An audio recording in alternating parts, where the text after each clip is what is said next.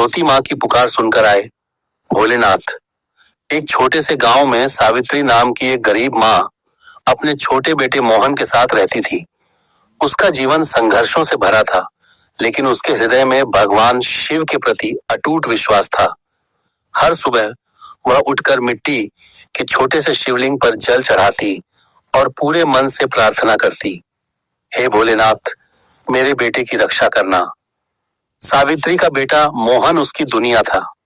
वह दिन रात मेहनत करती ताकि उसका बेटा भूखा न सोए, लेकिन किस्मत को शायद कुछ और ही मंजूर था। एक दिन अचानक मोहन गंभीर रूप से बीमार पड़ गया।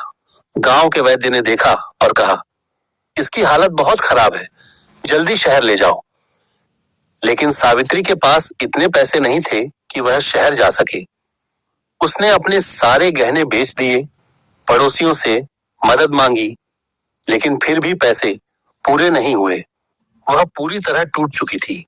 उस रात उसने अपने बेटे को गोद में लिया और रोते हुए शिवलिंग के सामने बैठ गई।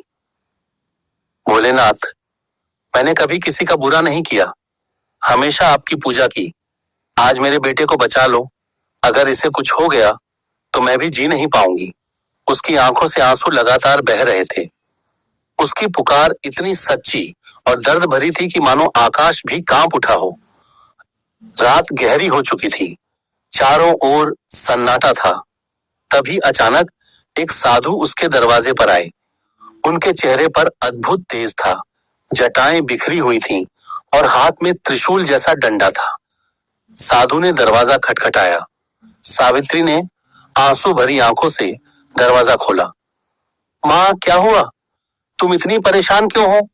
साधु ने शांत स्वर में पूछा। सावित्री रोते हुए बोली, मेरा बेटा मरने वाला है बाबा। मैं कुछ नहीं कर पा रही, बस भगवान शिव से प्रार्थना कर रही हूं। साधु मुस्कुराए और बोले, चिंता मत करो, तुम्हारा बेटा ठीक हो जाएगा। उन्होंने अपने कमंडल से थोड़ा जल निकाला और मोहन के मुंह में डाल दिया। फिर उसके सिर पर हाथ रखकर आंखें बंद कर ली और कुछ मंत्र जपने लगे। कुछ ही क्षणों में मोहन की सांसें सामान्य होने लगीं। उसका बुखार उतर गया। वह धीरे धीरे आंखें खोलने लगा। मोहन ने कमजोर आवाज में कहा। सावित्री की खुशी का ठिकाना नहीं रहा। उसने तुरंत साधु के चरणों में गिरकर कहा, बाबा, आप तो मेरे लिए भगवान से भी बढ़कर हो।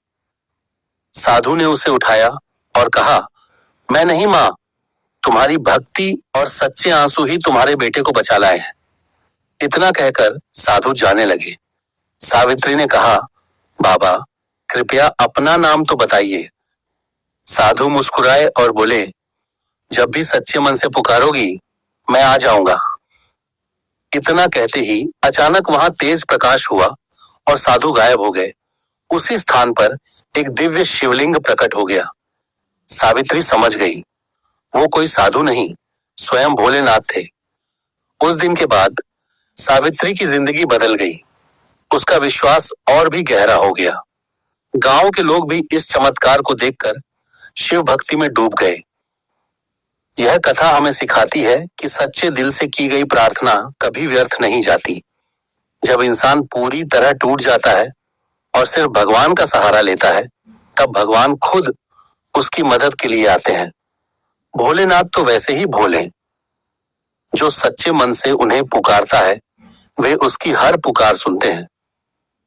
जब भी जीवन में मुश्किलें आए, हिम्मत मत हारो। सच्चे मन से भगवान को याद करो, वो जरूर आपकी मदद करेंगे, ठीक वैसे ही जैसे उन्होंने सावित्री की पुकार सुनी। ऐसे ही और कहानी और कथा सुनने के लिए हमारे चैनल को लाइक, शेयर, फॉलो और सब्सक्राइब करें। धन्यवाद।